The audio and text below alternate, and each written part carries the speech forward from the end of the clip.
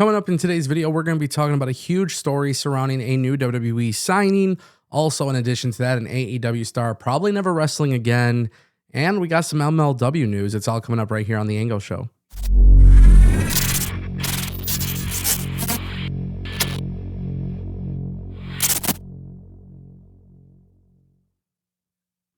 If you guys want more videos like this, don't forget to click that subscribe button and ring that bell. This way you never miss a video on the channel. I want to kick things off with MLW. They're making a relatively big change, especially, this is a company that I feel as if maybe, just maybe, MLW doesn't get talked about. And there's probably a variety of reasons for that.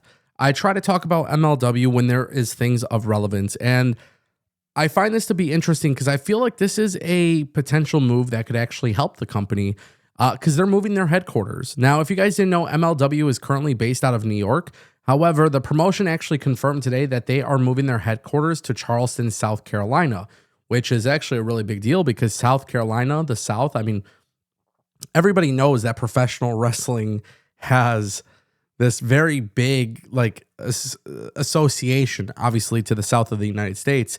When speaking to the Post and Courier, Court Bauer actually confirmed that it wasn't just a business decision either. He says Charleston was an easy choice for us. The South is where the soul of wrestling lives. It's where the sport hit harder, where gold and glory mattered, and where wrestling was a combat sport before anyone used that term. He says that it really fits their vibe and what they are. He says Charleston has that rare mix of old school quality, creativity, and grit that perfectly mirrors what MLW stands for. The city takes wrestling seriously. It's part of the culture here, part of the rhythm of the South, and it deserves a league that calls it home. He says, we're not just setting up an office, we're planting roots. Charleston will be our hub, our production base, and the launch pad for everything we do going forward as MLW charts its path forward. The destination was always the South. That's obviously a really big deal. Like I said, they were based out of New York. They were part of Westchester for a while. I think MLW coming to the South, I think the reasoning of it is pretty logical and pretty fair. What I would like to see too is hey, you're going to be doing production and stuff of that nature. That's pretty awesome. I think there's a lot of opportunity there. I do. And I think they're absolutely right. There's a lot of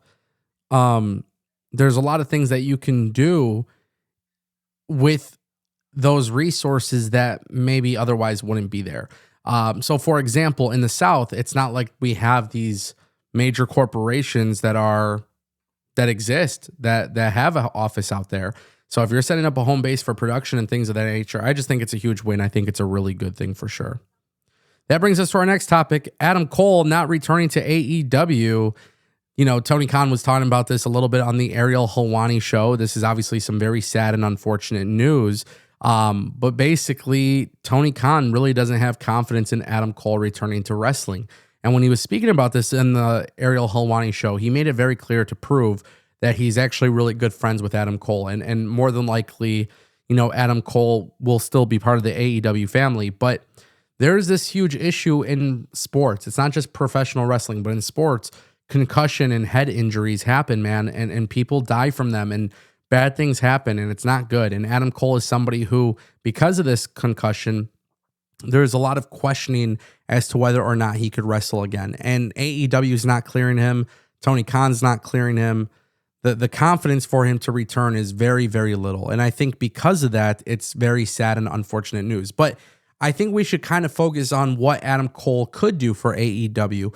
Because yes, there is always that possibility of being an ambassador for AEW. And that's a position that Adam Cole would be able to do.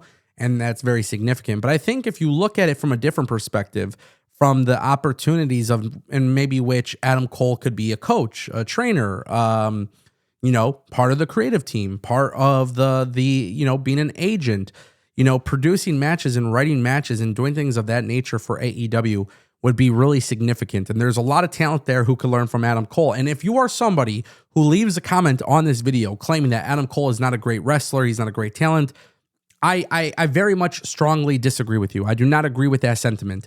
I think Adam Cole is an incredibly talented wrestler, but I think one of the big things that is not being talked about is the fact that this is a guy with a wealth of knowledge.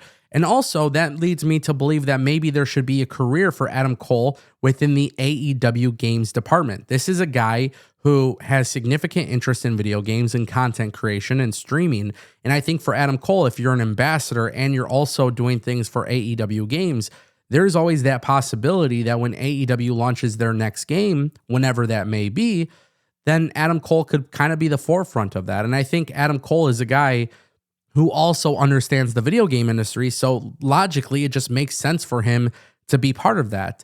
I don't foresee a situation where Adam Cole leaves AEW and goes to WWE because of the injury, and when you look at an injury that's this significant and his career is coming to a halt, very, very little belief that he's coming back.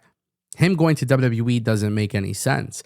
So Adam Cole remaining in AEW makes a lot of sense, but I think there is something there for him to have a long-term career with the company. The company would benefit from it, the talent would benefit, and obviously the consumers would benefit as well.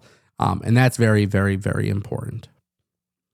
And that brings us to our next topic, ladies and gentlemen. WWE has revealed a new signing, and this is one that I find to be incredibly funny because if you look at this image here, you've probably not seen the comparison, but on social media, it has gone viral. Some photos of this particular person, and a lot of comparisons are being made to Nikita Lyons, which I found to be very fascinating comparisons. But if you know what I'm talking about, then you know what I'm talking about. This is a story that was confirmed from Mike Johnson of PW Insider, who has confirmed WWE has signed Megan Walker to a new WWE deal with NXT. Now, this was somebody who was actually part of the NIL program, and now she has been upgraded to an actual performer's contract in which she'll train at the Performance Center and appear on NXT. So this is something very, very interesting. She is a former track and field athlete for the University of Nebraska. And in addition to that, this is somebody who was part of WWE's Next in Line program. So now WWE, by having that program, has an opportunity to showcase later on why the program works. So what I mean by that is like people like Oba Femi, for example, was part of the Next in Line thing. Now he's larger than life. This guy is going to be a massive win for WWE, NXT champion, things like that. Years ago, WWE would brag about the people that came through the NXT system. Now, for years to come, WWE is going to brag about the Next in Line program and how they've had a really nice process transferring from collegiate sports to professional wrestling. The word backstage is there is a lot of praise for this woman. We'll see, obviously, how she contributes and what she does for WWE, but it will be very interesting to see what happens next. Ladies and gentlemen, that is the Ango Show.